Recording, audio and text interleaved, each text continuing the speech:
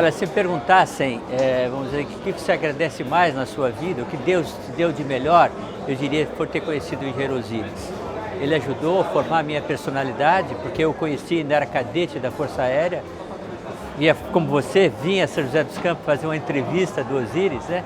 E quando eu conheci, é como se eu tivesse sido iluminado. A partir daí, lutei para servir no CTA e ele foi meu primeiro chefe. De lá para cá, eu tenho visto o Osíris como um líder.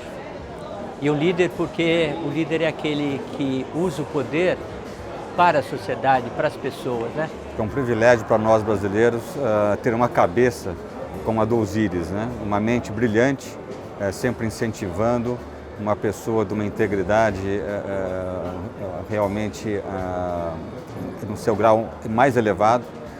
E eu acho que é um ícone aqui no Brasil, realmente uma pessoa que ela está ligada em várias atividades, não é só na aviação, né?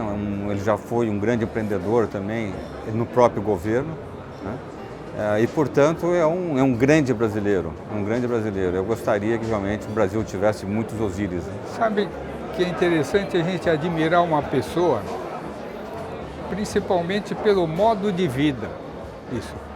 Então, vale como exemplo, vale como líder.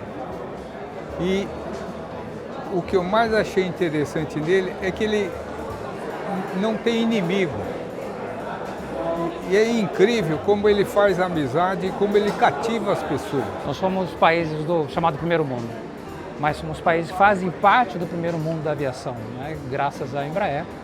E o papel do Coronel Osíris nisso é notório, né?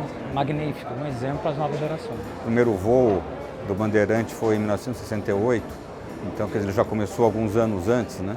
Aqui no Brasil, você com um homem ou uma equipe, ele teve a liderança dessa equipe com uma visão de realmente desenvolver um avião aqui no Brasil, né? E não é à toa que a Embraer hoje ainda é a empresa mais inovadora aqui no Brasil, né? Então ele estava muito à frente daquele tempo, muito à frente daquele tempo. Como ele mesmo sempre diz, o Brasil é muito grande para pensarmos pequeno.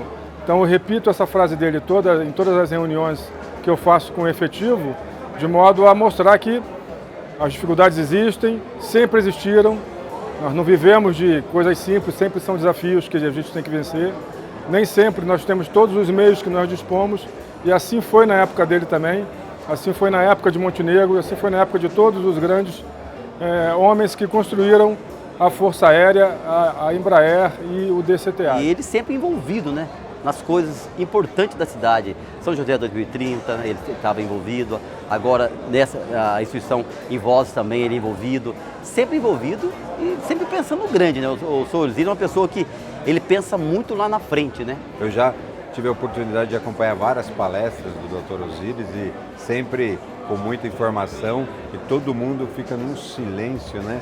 Ele prende a atenção de todos. Para mim é uma honra estar aqui comemorando os 88 anos do Sr. Osíris. É muito inspirador, porque a gente sabe que apesar da vida terminar, o espírito, os ensinamentos, as coisas que você faz continuam. Então 88 para mim é o infinito ao quadrado.